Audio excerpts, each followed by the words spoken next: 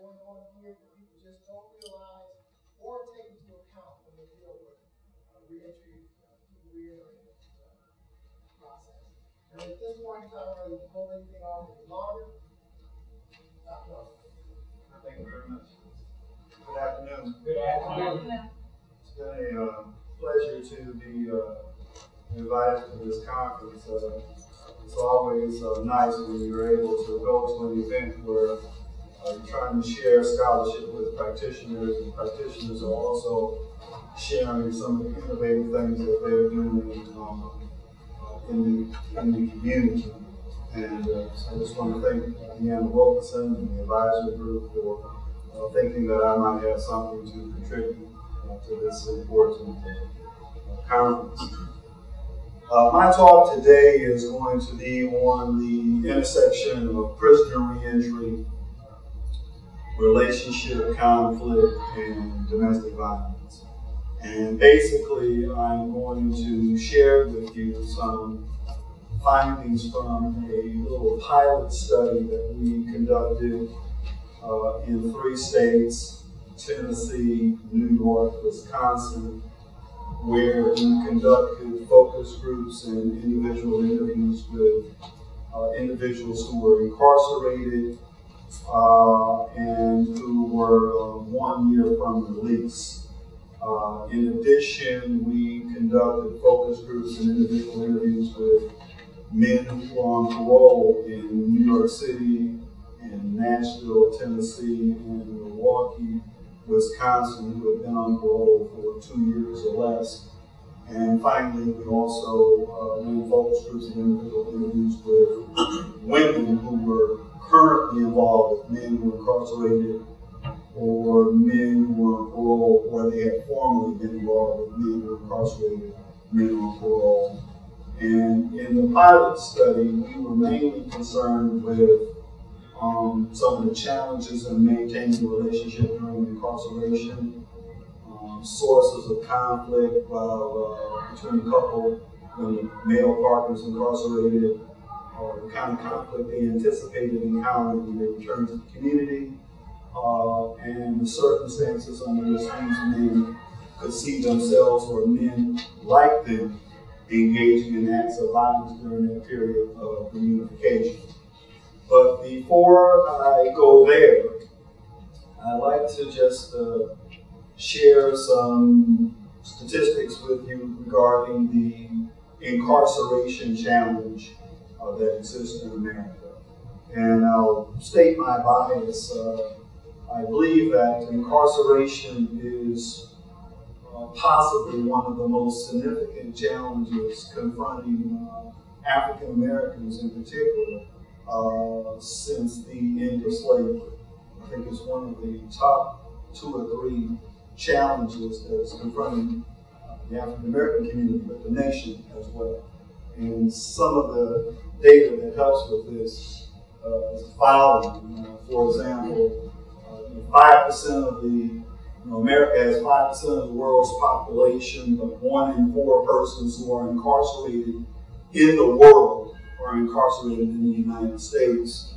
And a couple of years ago, we reached the 2 million mark in terms of the number of people who are incarcerated in our federal prisons, state prisons, and local jails. Up to 2 million citizens are incarcerated.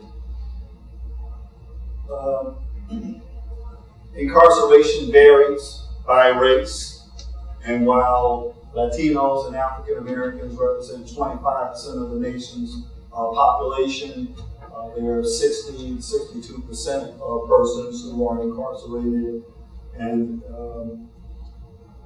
probably this is best seen through the what we know about the rates of incarceration by sex and race. In 2007, white males had an incarceration rate of 481. That is, for every 100,000 white males in the population, 481 were incarcerated. However, for every 100,000 African American males in the population, 3,138 were incarcerated. Incarceration rate was about 6.5 times greater among blacks. You also see some racial disparities with regard to incarceration rates among women, although the differences are not as great as they are among males. In 2007, for every 100,000 white females, 50 were incarcerated. For every 100,000 Hispanic females, 79 incarcerated. And for every 100,000 black females, 150 incarcerated. And so this, some of the slides that I skipped some slides from the Sentencing Project. And the Sentencing Project is an organization founded by the Quakers. Executive director is the famous Mark Maurer, and they do some wonderful analysis of the impact of incarceration. And one of the things that they did in 1995, they analyzed federal data on incarceration, and they found that 1 in 3 African American males between the ages of 20 and 29 was either in jail, in prison, and or on parole.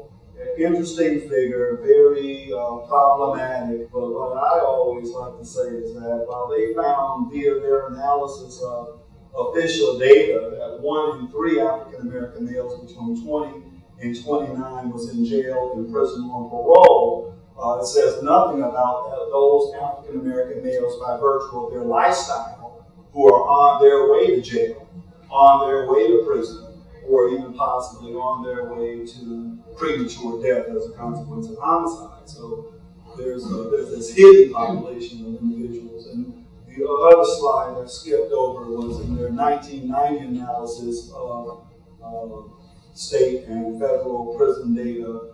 They found that there were, and they also looked at the U.S. Department of Education data, and they found in 1990 there were 439,000 black males of all ages 16 to 60 who were enrolled in colleges and universities.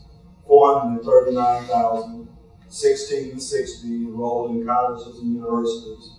And then they looked at incarceration, and they found that there were 609,000 black males just between the ages of 20 and 29 that were in jail, in prison, or on parole or probation. So that is, they found that there were more black males just between 20 and 29 caught up in the criminal justice system than the total number of black males who were enrolled in colleges and universities. And what's significant about that is that in our society that we live in today, colleges and universities are one of the means by which we make the passage from adolescence to adulthood to citizenship to fatherhood, marriage, etc. I just wondered, could you repeat what was the statistics for the individuals who were incarcerated? You said it was 439,000 enrolled in college. 609,000. That was in 1990. That was counted from old data. This data that I remember. Okay. There are a number of consequences associated with the high rates of incarceration. I have become increasingly interested in the role of African American youth popular culture as a site or location for the construction of gender identities. I know that's a bunch of academic kind of jargon, but what I'm really trying to say here is that, I've become very interested in what role does African American youth popular culture in the form of hip hop or gangster rap play in providing information and content on how to do womanhood